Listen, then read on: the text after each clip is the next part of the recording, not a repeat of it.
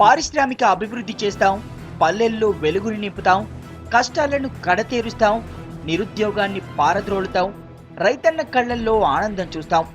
ఇది విజయనగరం జిల్లా బొబ్బిలిలోని రైతులకు గ్రోత్ సెంటర్ యాజమాన్యం ఇచ్చిన హామీ. గ్రోత్ సెంటర్ యాజమాన్యాన్ని నమ్మిన రైతులు భూములను తక్కువ ధరకే అమ్ముకున్నారు. కానీ ఏళ్లు గడుస్తున్నా గ్రోత్ సెంటర్ రాలేదు. ఉపాధి పోయింది.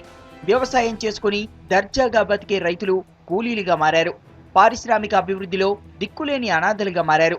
ఉపాధి లభిస్తుందని ఆశపడ్డ రైతులు ఇప్పుడు దిక్కుతోచని స్థితిలో పడ్డారు. పొలాలు ఇచ్చిన వాళ్ళకి పెద్దగా ఇంక ఉద్యోగాలు ఇవ్వలేదు. కొన్ని ఏవో చిన్న ఫ్యాక్టరీలకు గట్ట కూలికి వెళ్ళే వాళ్ళకి వాళ్ళకి మామూలుగా కంపెనీ మాస్టర్లు అయినేదో కూలి రేంజ్గా ఇస్తాను. రావులో గదిలో ఇలా కాసుకొని కొందరు రైతులు ఇలాగొన్నారు.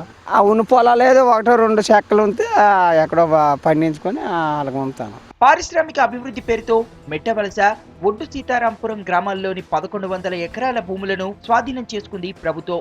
ఈ భూముల్లో 400 యూనిట్ల పరిశ్రమలు నెలకొల్పేందుకు ప్రతిపాదనలు రూపొందించింది. పరిశ్రమల నిర్మాణం మాత్రం కాగితాలకే పరిమితమైంది. అటు రైతులను నిర్వాసితులను చేస్తుంది. పంట భూములను సాగు చేసుకుని రాజాలా బతికిన రైతు కూలీగా మారాడు. 10 మందికి ఉపాధి కల్పించిన అన్నదాత తనకే ఉపాధి లేక బోరుమంటున్నాడు. న్యాయం చేయమని ప్రజాప్రతినిధులను కలిసిన రైతులకు ఎలాంటి హామీ లభించడం లేదు.